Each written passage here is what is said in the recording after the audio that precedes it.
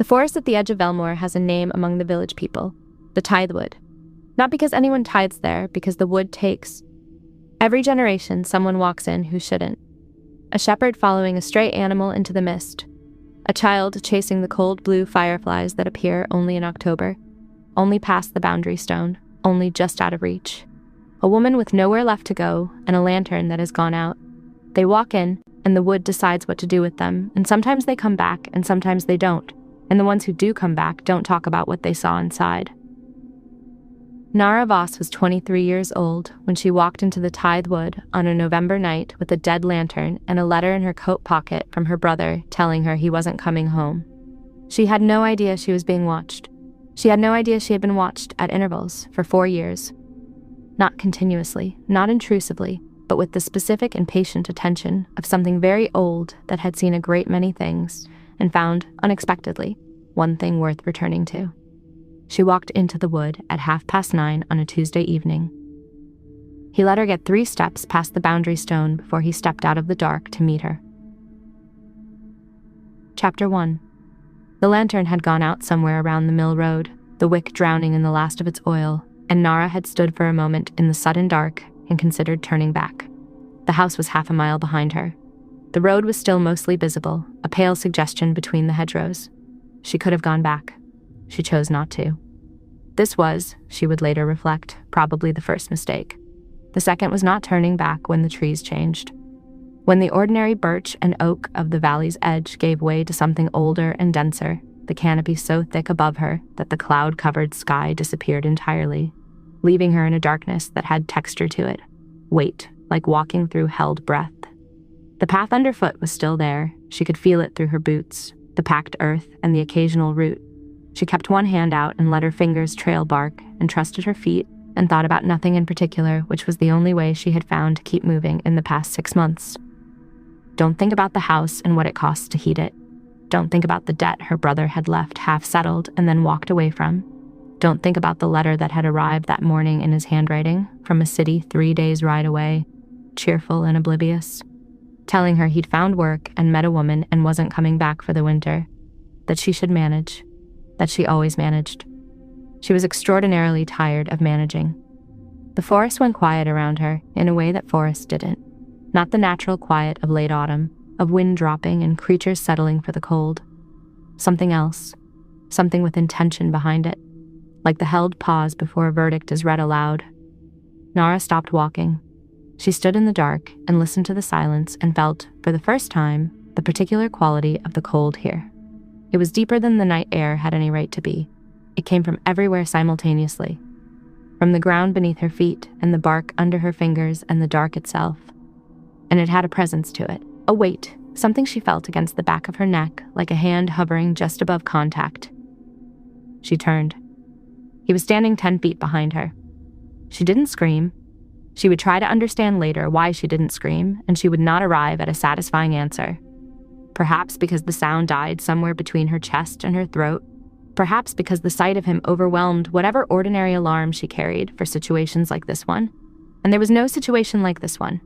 He was tall, in a way that the dark amplified, lean and entirely, absolutely still, with a quality of stillness that she had no context for yet, that she would spend weeks learning to read.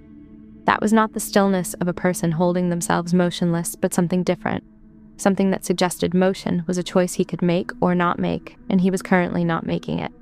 He wore dark clothing that gave nothing away. His face was. She reached for language and found every word inadequate. Precise, carved, beautiful in the manner of very old stone, without warmth or apology or any of the small softnesses that human faces carried. His eyes caught the non-existent light and held it. They were pale and steady, fixed on her with an attention so complete and so unmoving that she felt it like physical pressure against her sternum. He did not move toward her. He did not speak immediately. He simply looked at her with that vast, unhurried attention, the way something looks when it has been waiting a long time for a thing to arrive within reach, and now it has arrived, and it is in no hurry. "You're in the wrong place," he said, eventually. His voice was low and unhurried, carrying an accent she couldn't place. Something that suggested the accent came from a time rather than a region. That whatever geography had shaped his speech had been shaped differently from any geography that still existed. "I got turned around," Nara said. Her voice came out steadier than she had any right to expect, given the circumstances. "You crossed the boundary stone." He tilted his head, just slightly, the first movement he had made, deliberately. "I didn't know what it was." "You knew it was a marker." His pale eyes moved over her face with the same unhurried precision with which they had been fixed on it since he stepped out of the dark. "You knew you weren't meant to pass it. The stone has been there for 300 years, and the people of this valley have been teaching their children what it means for all 300 of them." Something shifted in his expression. Not warmth, not softness, but a recognition, a small, precise adjustment. "You walked past it anyway." "Why?" She looked at him directly, because looking away felt like a mistake. "I needed to walk," she said. "I ran out of road and kept going." "You needed to walk," he repeated, not mockingly, turning it over, examining it. "Yes." He looked at her for a long moment. The cold pressed at her from every side, and she was acutely aware of how far she was from any road, any light, any other person. She was aware, had been aware since the moment she turned and found him there, that the man in front of her was not entirely a man. She didn't know how she knew this. She knew it the way you knew a sound was wrong before you could name the wrongness. Some register below language, registering information that language hadn't caught up to yet. "You came into my wood," he said. "That means something where you come from. I didn't know it was yours. It doesn't matter whether you knew." He took one step forward, slow, deliberate, and she held her ground because something in the quality of the situation told her that stepping back would register to whatever this was as something other than retreat. "You are here. You are inside the boundary. Under old law, that gives me a claim." She felt her pulse kick hard in her throat. "I don't recognize old law." "That's unfortunate." Something moved at the corner of his mouth, too small and too controlled to be a smile, but a cousin of one. "Because old law isn't contingent on your recognition." He was close enough now that she could see him clearly, the sharp architecture of his face, the absolute stillness of his chest, the pale eyes that had not moved from hers since he stepped out of the dark. He was looking at her with something that she had no name for yet, something that sat between possession and fascination, and a hunger that was not quite the hunger she had feared. Something more complicated, something that felt, impossibly, like it had a history, like it was not new, not recently formed, like it had been building in the dark for longer than this conversation. "What are you going to do with me?" she asked. He was quiet for long enough that she thought he wasn't going to answer, that the question was somehow wrong, pitched at the wrong register. Then, "I haven't decided yet." His voice was entirely flat. "But you're not leaving the wood tonight." She opened her mouth, and he moved, not fast, not threatening, just suddenly closer, close enough that the cold radiating off him was a wall she could feel against her cheeks, and said very quietly, "Don't argue with me yet. You don't know enough to argue effectively. We'll get there." She closed her mouth. The ghost of something moved through his expression. "Good," he said. "Follow me." She followed him because she had no other option she could clearly identify, and because the dark in this forest was absolute, and because something in the quality of his attention, vast and focused and oddly specific, made her believe, without evidence she could articulate, that he was not going to hurt her. Not immediately. Not tonight. She did not believe this because she was naive. She believed it because the wanting she could feel radiating off him, in the cold and the stillness and the way he held himself, slightly angled toward her without moving toward her, was not that kind of wanting. She had been wanted by people who wanted to diminish her. This was not that. She didn't know what it was, but it was not that. He led her through the trees for what felt like 20 minutes, and might have been 2 hours. Time did something strange in the cold and the absolute dark, stretched or compressed in ways she couldn't calibrate. And then the forest gave way, and there was a house. Nara stopped walking. House was the wrong word, too small and too ordinary. It was a manor, perhaps. Large and dark-stoned, built into the side of a ridge as though it had grown there over a very long time, and the stone had decided on the form and settled into it permanently. The building had the proportions of something from another era, high and narrow, the windows deep set and dark. No light showing in any of them. ivy covering the entire east face so completely that the wall was more plant than stone, the vines gone architectural with age, thick as wrists at the base. A gate of black iron standing open at the end of a path, standing open as though it had been open long enough to forget how to close, long enough that the hinges had gone to rust at the joint. Beyond the gate, the path curved toward a door, and the door was old, and the old iron handle had been touched 10,000 times by the worn look of it. "You live here," she said. "Yes." "Alone?" He glanced back at her. "Why?" "I'm attempting to assess the situation." "Assess it inside," he said. "It's cold. You don't seem bothered by the cold." "I'm not." He continued toward the door without slowing. "You are." She was. She was shaking, she realized. Had been shaking for several minutes without noticing. The kind of shaking that had nothing to do with fear and everything to do with the November air and her inadequate coat and the late hour and the long walk. She followed him inside. The interior was not what she had expected, though she could not have said clearly what she had expected. Not warmth, certainly. He had given her no reason to expect warmth. But the manners inside held a kind of austere livability, a sense of occupation, of a space that was used rather than simply inhabited. Stone floors worn smooth in the pathways of regular passage, ceilings high enough that the candlelight didn't quite reach them, bookshelves covering every available surface of every corridor she could see. Not decoratively arranged, not organized for appearance, but used. The books stacked in the manner of someone who reads rather than displays. Spines cracked, pages marked with slips of paper and bits of leather, and, in one case she noticed as they passed, a single dried flower. Candles lit along the hallway as they moved through it, which she noticed on the third one and did not question aloud, storing it with everything else she was storing. He stopped at a door near the end of the corridor and opened it. Inside was a room with a fireplace already burning, the fire built up high and throwing good heat, and a chair positioned to catch it, and a table with a pitcher of water and a cloth and, she noticed, a pair of thick wool blankets folded over the chair's arm. He had prepared this. Before she arrived, he had prepared this. "This is yours for tonight," he said, from the doorway.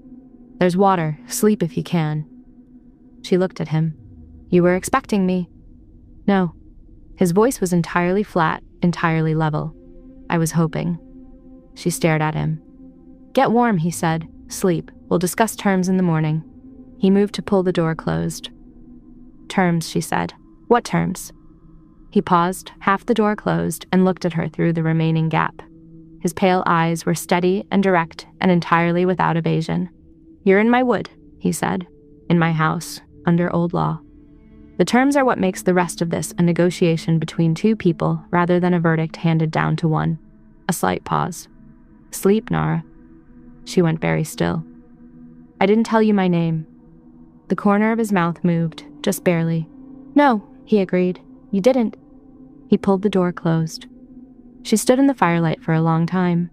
Then she sat in the chair, wrapped both blankets around herself, pressed her palms over her face, and breathed carefully until the shaking stopped. He knew her name. He had been hoping she would come. He had prepared the room before she arrived. She filed all 3 facts in the part of her mind that was still running calculations, and told herself she would examine them properly in the morning, when she was warm and rested and capable of analysis. She told herself this, and then she lay down on the narrow bed at the room's far wall and stared at the ceiling, and she thought about the way he had looked at her in the dark. That vast and specific attention, nothing casual in it, nothing exploratory. And she did not sleep for a very long time. Chapter 2. His name was Chiron. She found this out at breakfast the following morning, which was a sentence that did not stop being strange no matter how many times she turned it over. She was sitting in a stone kitchen in a manor in a forest that the valley people called the Tithe Wood, eating bread that had appeared on the table without explanation, across from something that was not entirely human, learning his name. "Karen," she repeated. "Just the one name." "I've had others," he said. "That one has lasted longest." He was standing at the window, and he did not eat, and she had already noted this. "The bread is from the village. I keep supplies." "You go to the village?" "Occasionally. I have arrangements." He turned from the window and looked at her. In the morning light, gray and thin and coming through glass that was old enough to have warped, throwing everything slightly sideways. He was somehow both more and less unsettling than he had been in the dark, more because she could see him fully now. The absolute stillness of a body that didn't breathe unless it chose to. The pale eyes that moved over her with the same unhurried precision they'd held all of last night. The scar through his left brow that was very old and very white against pale skin.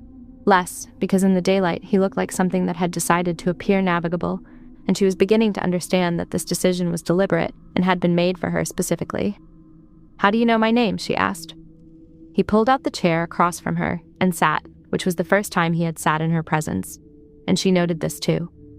"I've known your name for 4 years," he said. She set down the bread. "Explain that." He looked at her for a moment that was longer than necessary. Assessing something, she thought, though she couldn't tell what. Then he said, "You came through the valley 4 years ago. You and your brother, you were relocating after a bereavement." "My mother," she said. "She died." "I know. I'm sorry." The condolence was brief and unornamented, which made it feel more genuine than the elaborate ones had. The ones people in the village had offered, with their faces arranged into the correct expression. "You stopped at the mill for 3 days while the wheel was being repaired. On the second afternoon you walked to the wood's edge. You didn't cross the boundary. You sat on the exposed root of the marker oak, the large one at the eastern post of the stone. You had a book." His pale eyes were very direct. "You sat there for 2 hours reading it.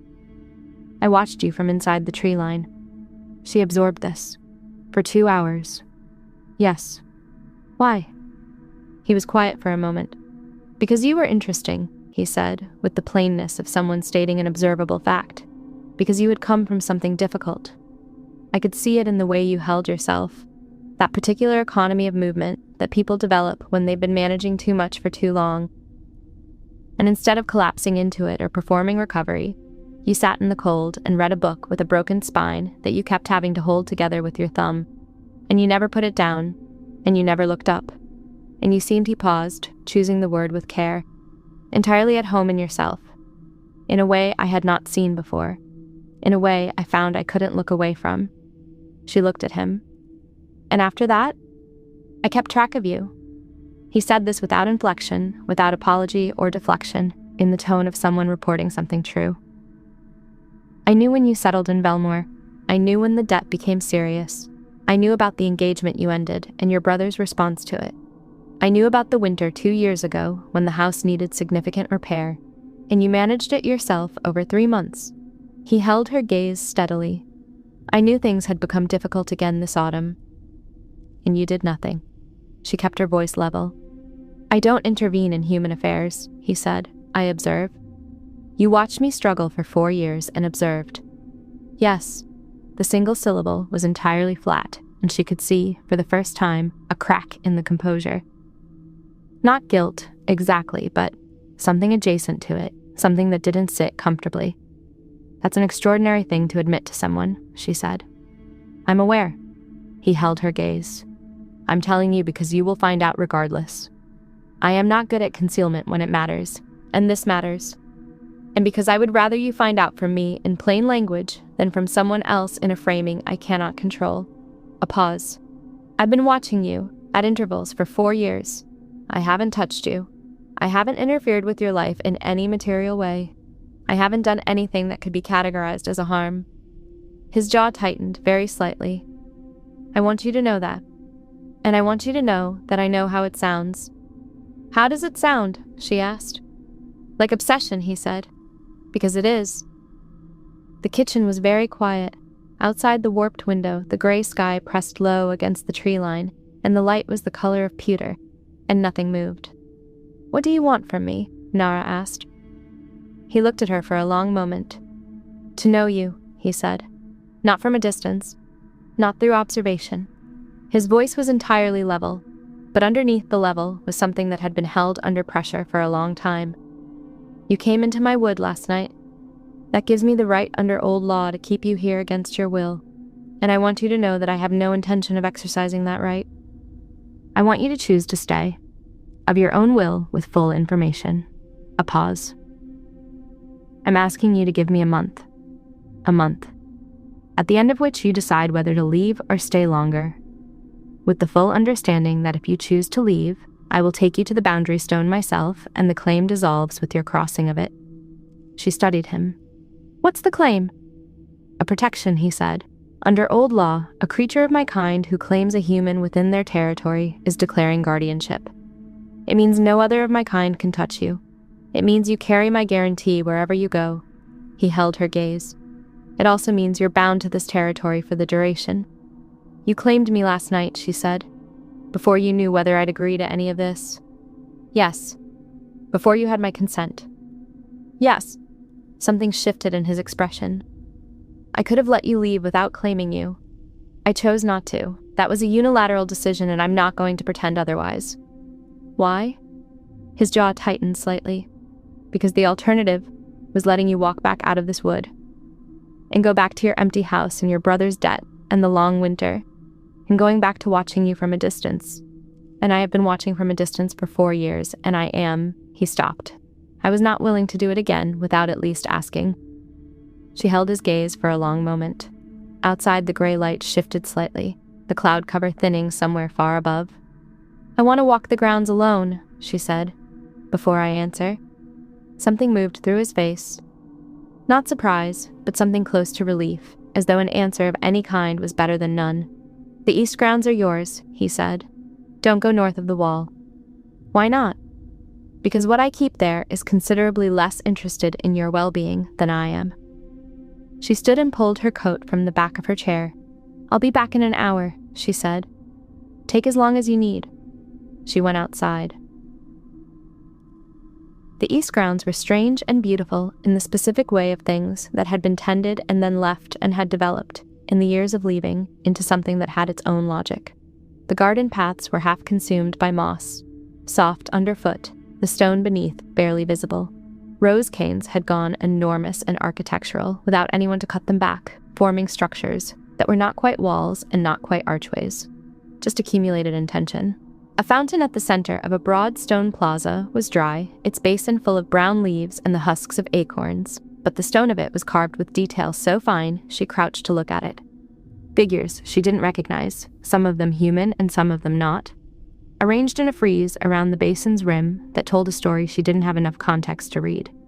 She walked for the better part of an hour, and she thought carefully because she was good at thinking carefully, because 4 years of managing alone had sharpened that particular skill into something reliable. He was not human. She had moved past this. Vampire was the word the old stories used, the word her grandmother's grandmother had used in the cautionary version, though the reality seemed more complex than the cautionary version had suggested. He did not eat. He was cold in a way that wasn't weather. He could move from stillness to presence without any of the intermediate steps. The candles lit themselves. The fire had been burning when she arrived. He had watched her for 4 years and done nothing except watch. That was the thing she kept returning to, not the watching itself, which was alarming. She acknowledged this. She was not in denial about the correct response to being told someone had watched you for 4 years. But the doing nothing, the restraint. He had watched her struggle and had held himself at the tree line and had not intervened, and she was trying to determine whether this was indifference or integrity, whether the line he held was one he held because he didn't care enough to cross it, or because he cared enough to refuse to. He had told her the truth when he hadn't needed to. He had offered her the choice when old law apparently gave him the right not to. He had prepared the room before she arrived, which meant he had hoped for her specifically, and prepared for her comfort before he knew whether she would stay. She stood at the dry fountain and looked at the sky, and thought about the specific quality of his attention. The way he looked at her like she was the most interesting thing in a very long inventory of interesting things. Like he had been looking at that inventory for centuries, and had found very little that held his attention, and she had held it for 4 years. And he was in no hurry now that she was here because something that patient did not need to hurry. She thought about her empty house, the debt, the winter, the contracted life. She went back inside. "I'll stay for a month," she said. "At the end of the month, I decide." "Agreed. And you answer my questions, all of them, no deflection." His jaw tightened. "Within—" "No." She held his gaze. "All of them. You have had 4 years of information about me, and I have had 1 morning. You owe me the imbalance." He looked at her for a long moment. She could see him working it through. The discomfort, the particular discomfort of someone who had spent a very long time being in control of what was known about them. Then, all of them, he said, agreed. Chapter 3. The first week was a process of calibration. She learned the house's geography. Which rooms were open, which were locked, which locked doors were locked because of disuse, and which because of something behind them that she learned not to stand too close to. On the third day, she pressed her ear to a door in the north corridor and heard something breathe in a pattern that no human lungs would produce. Something long and slow and deeply, primally wrong, and she stepped back and did not mention it at dinner and filed it under later. She learned Karin's rhythms. He did not sleep, or if he slept, it happened in margins she couldn't observe. He was always present when she came downstairs in the morning and always present when she went up at night. He did not eat food. He drank something dark from a glass with the particular neutrality of someone who has long since stopped thinking about the oddness of a habit. He read constantly, not one book at a time, but 3 or 4 in rotation, moving between them with a logic she couldn't follow until she understood, on the 4th day, that the logic was chronological. He was reading history from multiple primary sources simultaneously, cross-referencing accounts of the same events as they had been recorded by people who were on opposing sides of them. She watched him do this for 20 minutes before he looked up and found her watching. "You're reading the same period from 4 different perspectives," she said. The official account and the 2 surviving opposition accounts in a private correspondence that wasn't published until 2 centuries after the fact. He looked at the books spread on the table between them. The official account is wrong about 3 significant things. How do you know? I was there. She looked at him. Which side were you on? Neither. He closed the official account. I was in the wood. I watched it from here. Something in his tone made the word watched land heavily, deliberately.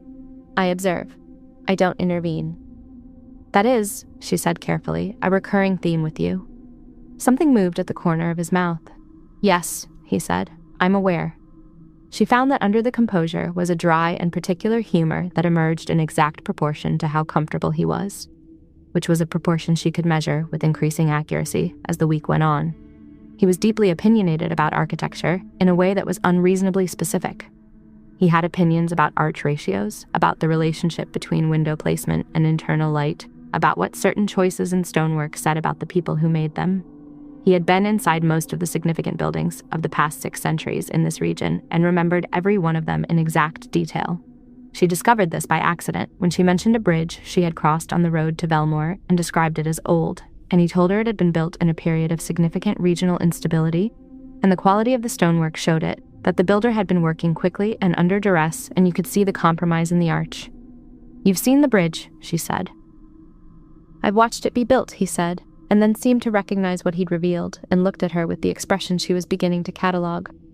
The slight tightening at the jaw that meant he had said more than he intended and was reassessing. How old are you, she said.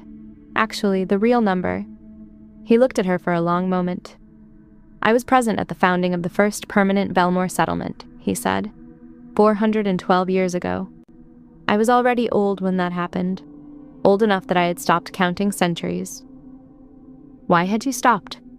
Because, he said, with a flatness that covered something else. The arithmetic became melancholy.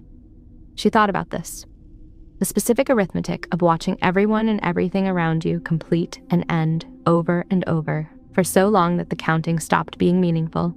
She thought about the East Garden, overgrown and strange, and the books cross-referenced with living memory, and the door in the North Corridor, and the particular quality of the way he moved through the house, like someone who had lived in it so long that every room was simply a continuation of himself. Are you lonely? She asked. He went very still. It was different from his ordinary stillness. More complete, more careful. Yes, he said. A single word in a voice that was very flat in the specific way that flatness worked as armor. Since when? Long enough, he said, that I had stopped identifying it as loneliness and started identifying it as simply the nature of things.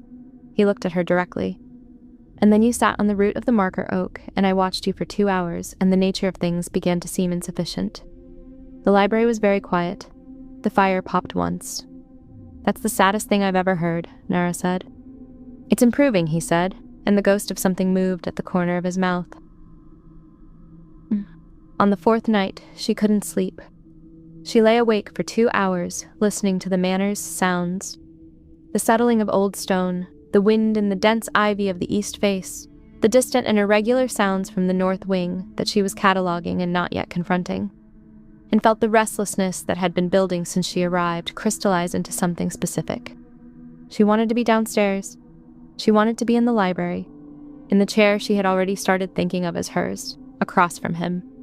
She identified this want clearly and examined it for approximately 10 minutes and then got up, put her coat on over her nightgown, and went downstairs. He was in the library. He looked up when she came in and said nothing. Did not ask what she was doing there or why she hadn't slept or what she needed. Simply acknowledged her presence and waited. This was among the things she had come to value most about him, and she had come to value it faster than she expected to. He didn't fill silence reflexively. He didn't scramble to explain himself or smooth things over or ask questions before she was ready to answer them. He held space without occupying it. She sat in the chair across from him. "Tell me about the watching," she said, specifically. "What do you know about me that I haven't told you?" He set the book down. In the firelight, his face was all shadow and clean angles and those pale eyes that caught the light and held it. "What do you want to know?" "Everything you know that I didn't tell you. All of it." He looked at her for a moment. Then he began. He knew the title of the book with the broken spine. He knew she had tried to have it repaired, and the binder had told her it couldn't be saved without replacing the spine entirely, which would have changed it, and she had decided she preferred it broken. He knew about the 2 years of her mother's illness, the specific way it had consumed the household, the way her brother had responded to the prolonged difficulty by becoming gradually more absent before becoming physically absent. He knew she had been engaged for 4 months to a man named Dab, who ran the mill at the western edge of the valley, and that she had ended it herself, and that the village had spent the following year working out whether she was to be pitied or admired for it. "Why did I end it?" she asked. He held her gaze. "Because he wanted to be married to the idea of you," he said. He wanted a capable woman who would run his house efficiently and look good doing it. He was not interested in you. He was interested in what you could do. A pause. You knew the difference and decided the difference mattered more than the security. Something in her chest tightened, unexpectedly and sharply. "You understood that?" "Yes." "Most people thought I was foolish." "Most people," Chiron said, "were making calculations about security versus loneliness, and in their calculations security was winning. They couldn't afford for your choice to make sense." His voice was level, but his pale eyes were very direct. "You can afford it because you know the difference between being known and being used, and you won't accept being used as a substitute." Something moved through his expression. "You want to be seen, specifically. The real thing, not the useful version." She looked at him across the firelit room and felt the thing that had been building all week reach something like critical mass. "Is that why you watched me?" she said. "Because you thought you could see the real thing?" "Because I saw it immediately and could not look away from it," he said. "Because I have existed for a very long time and have looked at a great many things, and finding something genuinely interesting is rarer than it should be at this point." He held her gaze. "And you were interesting from the first moment and have become more so with every subsequent observation." "Karen," she said. "I know," he said. "I know what I am and what this is and how inadvisable it is. I'm not asking you for anything tonight." "What if I'm asking you?" He went very still. Stiller than his usual stillness, which was already absolute, and she felt the quality of the stillness change. His pale eyes fixed on her face and read it very carefully. "Nara, I've been awake for 2 hours, she said. "I came downstairs because I wanted to be near you, and I am not in the habit of pretending I want things I don't." She held his gaze steadily. "I'm not confused." He stood. He came around the table and crouched in front of her chair, bringing himself to her level so she could see his face fully and he could see hers, and he looked at her with that full attention, the kind that had no peripheral vision, and said, "You're certain?" "I'm certain." He reached up and pushed a strand of her hair back from her face with a touch so light it barely registered as contact, and she felt it reverberate through every nerve from that point outward. "This is not a small thing for me," he said. "I want you to understand that before it begins. Whatever this is, however it proceeds, it will not be casual for me. It cannot be." His thumb traced the line of her jaw, very slowly, very deliberately, and she felt her breath catch. "I have wanted this for 4 years. I will not be moderate about it." "I don't want moderate," she said. He kissed her. It was nothing like she had any frame of reference for. Cold at first, the cold of him, and then not cold at all, his temperature shifting to meet hers in a way that was itself disorienting, impossibly intimate. He kissed her with the same unhurried precision he applied to everything. No rush in it, nothing perfunctory, just her specifically. Her mouth and her breath and the sound she made when he deepened it. His hands cradled her face. She gripped the front of his shirt, and he made a sound against her mouth that was the first entirely uncontrolled thing she had heard from him, something low and involuntary and raw with wanting, and she felt it land in her chest like a stone dropped in deep water and radiate outward. When he pulled back, his composure was fractured at every edge, and his pale eyes were dark. "Come upstairs," she said. He stood and took her hand. She noticed that his hand was no longer cold, had been warming since the moment he touched her, and she held it and led him up the stairs and thought about nothing except the specific gravity of him beside her. He was as he had promised, not moderate. He took his time with her in a way that had nothing to do with patience as a performance and everything to do with genuine interest in her specifically, in her responses and her sounds and the particular catch of her breath when he pressed his mouth to the hollow of her throat, when he worked down the line of her collarbone with a focus that made her feel like a subject of serious study and found it was the most wanted she had ever felt.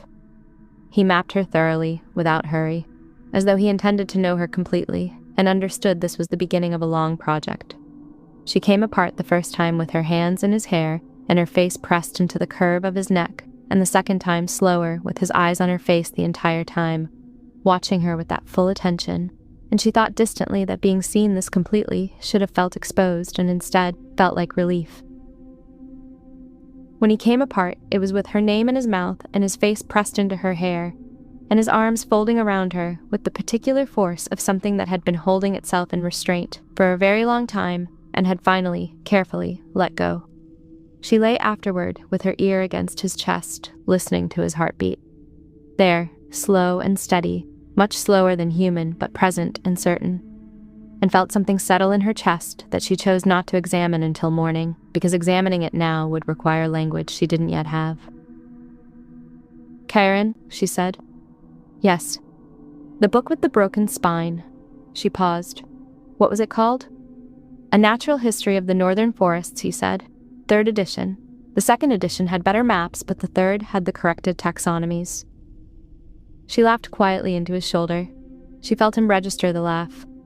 The slight shift in his stillness, something in his chest that was almost a sound. "How do you know about the editions?" she said. "I have both," he said. "I can show you tomorrow." She fell asleep with her hand over his slow heart. Chapter 4. The month passed. She did not leave. She didn't announce this as a decision or make a moment of it. On the morning of the last day of the agreed month, she simply came downstairs and sat at the breakfast table and poured her own tea, and Chiron, who had been standing at the window with a stillness that was categorically different from his ordinary stillness.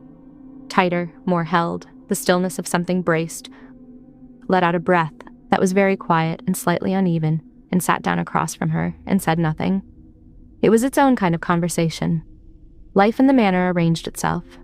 She kept her own hours, which were mostly human hours, and he arranged around them without comment. Appeared at breakfast, disappeared for portions of the day into the deeper parts of the house, reappeared in the evenings as a matter of apparent preference rather than schedule. She learned the rhythms, and she learned him, and the two things were gradually the same thing. She read from his library, which was enormous and apparently organized according to a system that made sense only to someone who had read everything in it at least twice. She asked him about the system once, and he described it, and it was chronological, by date of subject matter, not date of publication, which meant that a book about ancient trade routes published 50 years ago sat beside a primary source from the period it described. She spent an afternoon reorganizing one shelf according to this logic, and he stood in the doorway watching her and said nothing. And when she looked at him, he had the expression she was beginning to love, the one that wasn't a smile, but lived in the same neighborhood, the one where something underneath the composure was warm and completely unguarded. "You're smiling," she said. "I'm not," he said. "You are. You're doing it quietly." She turned back to the shelf. "I can tell." He was quiet for a moment. "I've lived in this house for over a century," he said. No one has ever reorganized my shelves. Has anyone ever been in here long enough to reorganize your shelves? No, he said, a beat. I find I don't mind it. She found over the following weeks that this was his pattern. He would observe something she did, something small, domestic, unremarkable, and would say something quiet and plainly meant, and each time it landed with more weight than the last, because she was beginning to understand how rarely he said plainly meant things, how long the habit of concealment had been in place, how much effort the plain saying cost him, and how deliberately he chose to pay it. She found that at night, with her, the composure didn't slip gradually. It simply wasn't there. He was as he had been that first night. Thorough, focused, specific.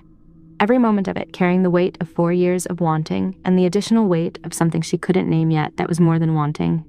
She found that she looked for the moments when the control gave way, that she had developed a specific interest in being the thing that broke it, that there was a satisfaction in it she hadn't anticipated. He was so controlled, so consistently, in every other context. And then in the dark, he wasn't, and it was hers, and she found she didn't want to stop finding it. "You have that look," he said one evening. She was reading, or had been reading. She'd stopped reading some time ago, and was looking at the fire. She looked up. "What look?" "The one where you're working something out." He was watching her from his chair across the room, his book closed on his knee. "You've had it for most of the evening." "I'm thinking about the north wing," she said. A pause. "All right. I'm not asking about it tonight," she said, "but I'm thinking about it." She held his gaze. "I want you to know that I'm thinking about it so that when I do ask, you're prepared." He looked at her for a long moment. That is an extraordinarily considerate way to approach a difficult subject. "I've had practice," she said. "My brother needs a 3-day warning before difficult conversations. I need 3 days. I'm giving you the option." She turned back to her book. "We can also discuss it tomorrow if you prefer." The silence stretched out, and she felt him deciding in it. "Tomorrow," he said. "I'll show you tomorrow." She nodded and went back to reading, and she felt the weight of the decision settle between them. Not uncomfortable, something more like the relief of a thing finally named. She glanced up once and found him watching her with an expression that was stripped and enormous and briefly entirely legible. She looked back at her book before either of them had to address it. He showed her the north wing the following afternoon in the thin winter light that came through the high windows and did the corridor no favors, making everything gray and specific.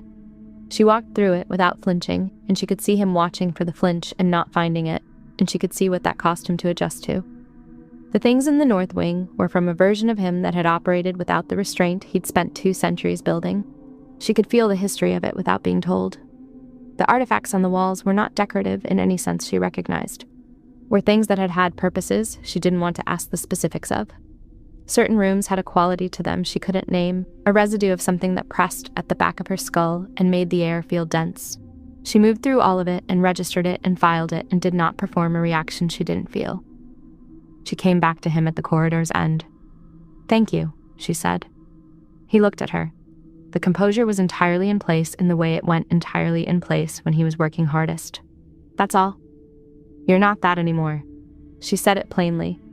"I've watched you for 2 months. I know who you are now." She paused.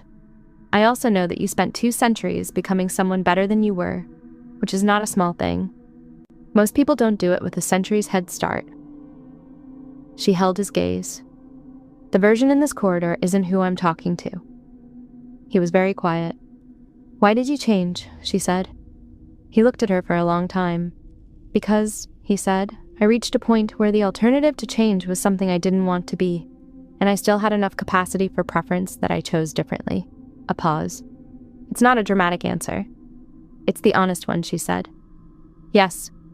She took his hand. He looked down at their joined hands with an expression that was briefly, completely undone.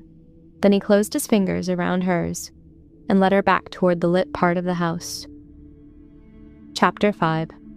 She told him she loved him on a Thursday evening in the library, without preamble, because she had decided that the preamble was unnecessary and was mostly fear, and she had examined the fear and found it survivable. "I love you," she said. "I'm telling you now because I've been certain for 2 weeks and I don't see the purpose of waiting to be more certain." He had gone entirely still, the kind of stillness that was different from his ordinary stillness. the kind she had learned to read as the deepest register of feeling, the one that went below everything he had words for. His pale eyes found her face and read it with the full force of that attention, checking every line of it for something, looking for the caveat, the qualification, the things she'd left out. "Nara," he said.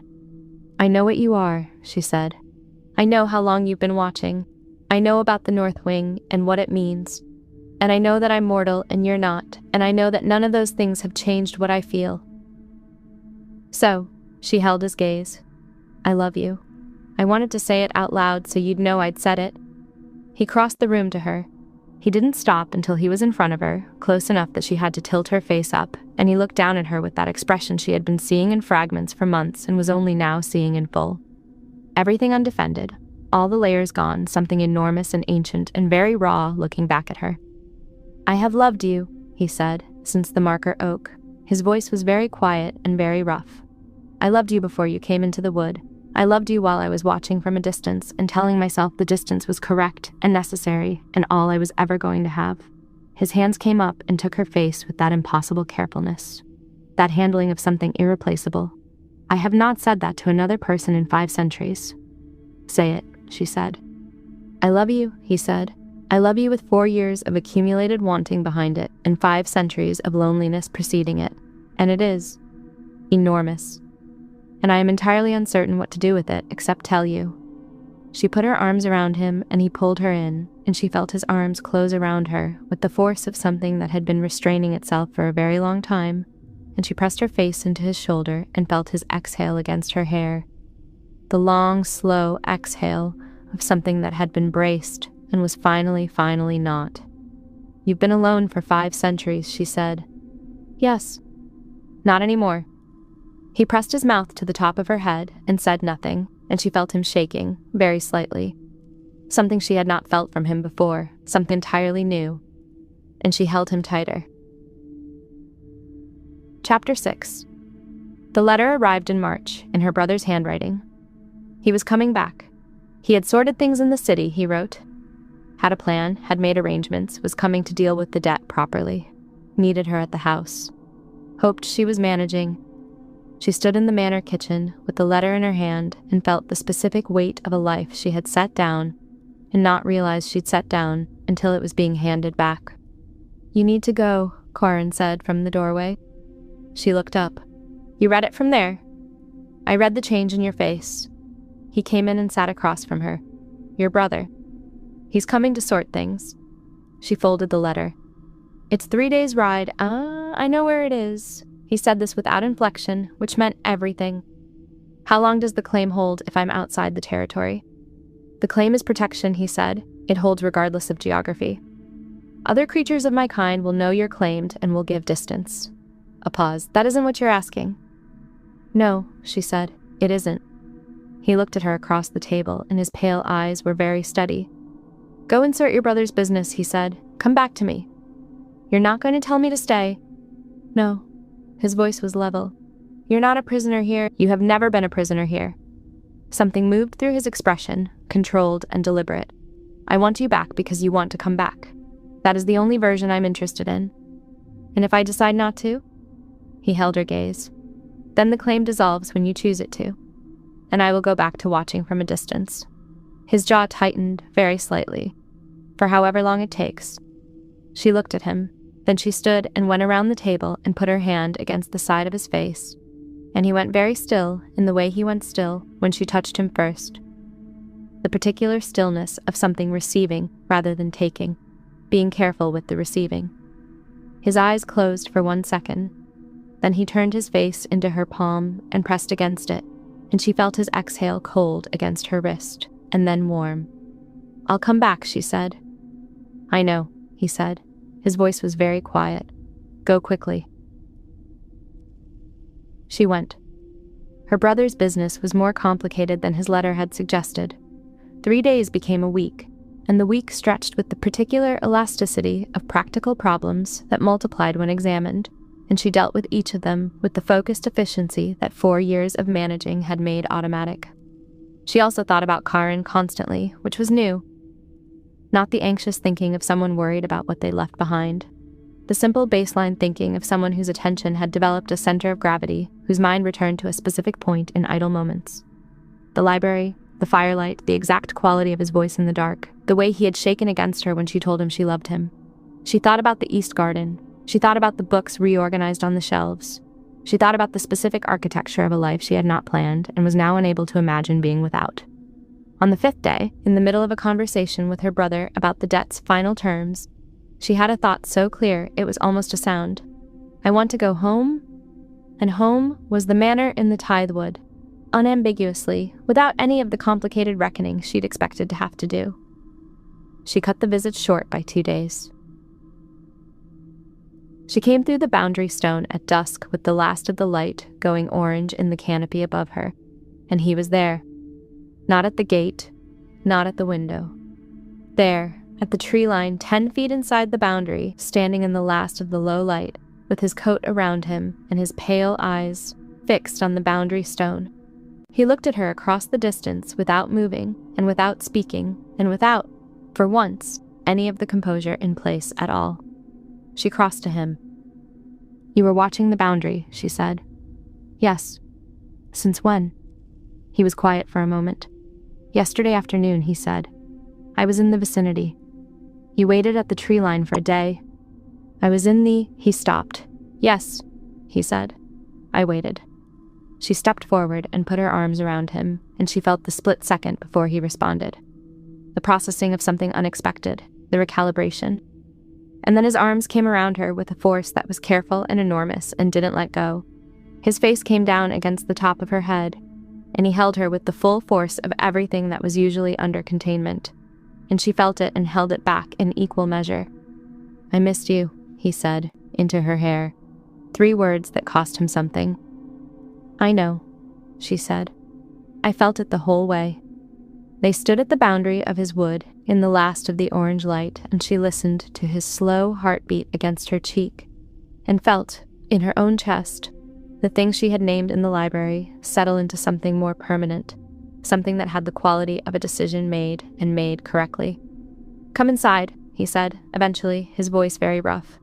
It's cold. You're not cold, she said. She didn't move. You are, he said. His arms tightened. Eventually. She laughed into his shoulder, and she felt him register the laugh. The stillness shifting into something warmer, something that moved through him like light through old glass. And she thought, here, this is the place. This is the thing I walked into the dark to find without knowing I was looking. Inside, she agreed. He kept his arm around her all the way through the gate and up the path, and the candles lit along the corridor as they came, and the fire was already burning in the library.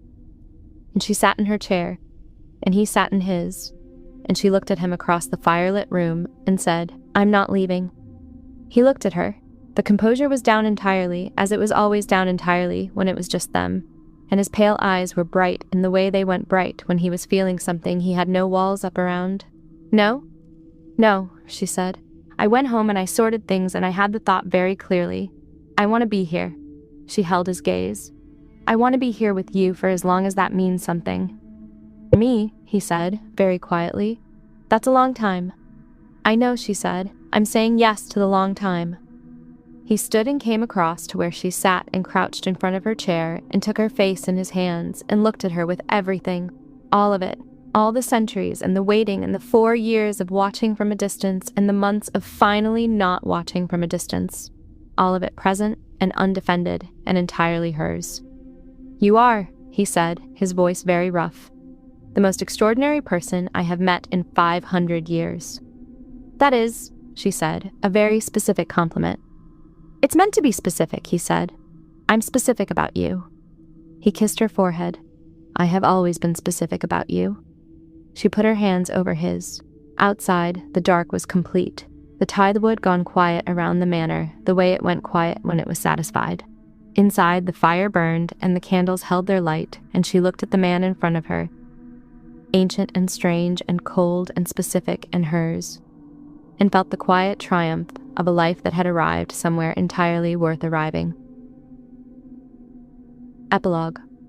1 year later. Spring came to the Tithe Wood differently than it came to the valley. Later, for one thing. The canopy was too dense for the early warmth to penetrate, and the ground held its cold longer than the open fields did, and the flowers that came up in the east garden were different from the ones in the valley, darker and stranger, some of them with no names she could find in the books. She had started a record of them. She had started a record of several things. The garden, the corridor sounds from the north wing, which had patterns she was beginning to map. The history she was piecing together from the cross-reference library, in which she was, by now, fairly fluent. She had, she thought, developed specific skills for this specific life, and she found she was good at it in the way she was good at things that asked all of her. "You're in the garden again," Karen said from the doorway. "I'm recording the new blooms." She held up the journal without turning around. "There's something along the north wall that I haven't identified yet. It's blue-black and blooms at night. Shadebell," he said. "Uncommon. It's been growing along that wall for about 80 years. A pause. I can show you the entry in the third survey." "Of course there's a survey." She turned. He was leaning in the doorway with his coat on, which meant he was planning to come outside, which still, a year in, gave her a specific and private satisfaction. "You have a survey for everything." "I have been here for a long time," he said. "Surveys accumulate." She closed her journal and waited, and he came down the steps and crossed the garden to her with that unhurried walk that covered ground faster than it looked like it should, and he stopped beside her and looked at the north wall and the blue-black blooms she'd been documenting. "Shadebell," she said. 80 years. 83, he said. The winter of the bad storms loosened the north wall foundation and water came in, and the following spring these came up. He looked at them. "I left them because they were interesting." "You leave things because they're interesting," she said. "That's your entire policy." "It's a reliable policy," he said. "It kept me in this wood when everything in the valley changed. It brought you to the marker oak." He looked at her. "It has a good track record." She put her arm through his and leaned her head against his shoulder and looked at the blue-black flowers in the spring shade.